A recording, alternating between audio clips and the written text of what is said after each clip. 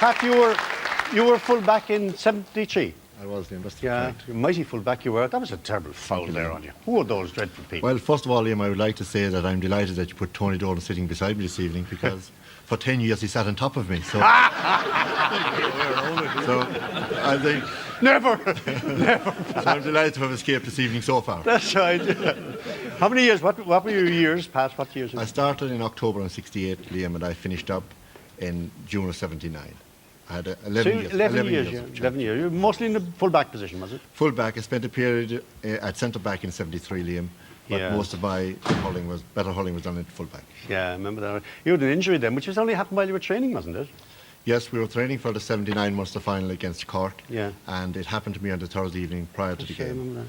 Yeah. But I suppose, in fairness, you know, as part of all team games and sport in general, one has to accept that injuries are part and parcel. But I mean, if you like, the sad bit about that was that it didn't happen in the course of a game at all. It was only a bit of training. You know? Well, it often happens when your guard is down, when you're not as committed to it, you can walk into injuries quite simply. Mick Jacob is up there in the audience somewhere tonight, and Mick had an injury during hurling, I think I'm right in saying, Tony, is it? Tony? I think so, yeah. It was during hurling, wasn't it? Mick used to be centre back. Centre back. That's right. There was mighty games between them. How about that, though, Pat? Like, some of the mammies might be inclined to ask, is it a dangerous game for the kids to play? Well, as I said earlier, Liam, one has to accept that injuries are part of contact sport, and indeed all sports from that point of view. But, you know, one has to look at the games, and I think education is a very important part with young lads in particular, because hurling is a very skillful game, and it's a pity to deprive young lads of an opportunity to play the game when you have an opportunity that you can give them headgear to protect themselves and to get out and enjoy the game as it should be so. Why don't they wear them? Why don't they wear the headgear? I think it's part of furthering, as I said earlier on, the education with the young lads. And if you start lads at 4, 6, 8 years of age wearing headgear, they will wear the headgear just as well as they'll wear their togs or their gear. Bernie is beside you, your brother. What was it, half? Midfield generally, Liam. Yeah. And I played from 62 to 74. So you got 73 anyway, we saw you there. At the end of my days. It was a mighty thing, wasn't it, all the time? It must have been a great day for you. It was still being highlighted. I think too much down in Limerick. I think we should think the new crowd. New crowd. Of course, you and Pat were also shot put and discus, wasn't it? I was hammer and discus, Pat was the shot putter. That's right, yeah. And I believe I remember one year that you won the puck father. That's right. Yeah, that's right. Just right? one point about track and field athletics in the case of Bernie and I.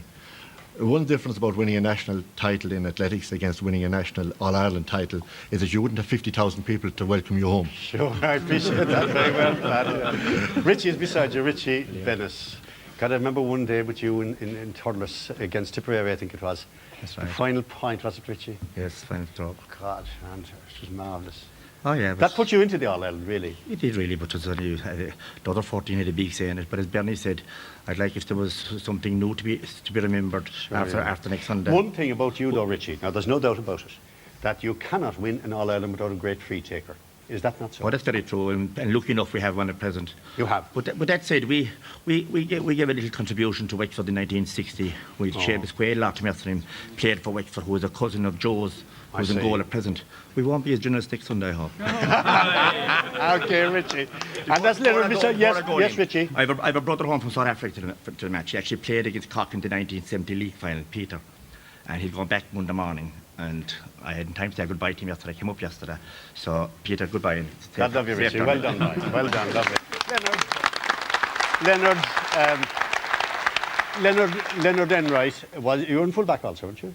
Yeah, full-back line. From 1980. 1980 onward. Are you not some sort of relation of Richie's, like? I'm married to his niece. You're married to his niece, that's right. Yeah. They're all married to each other.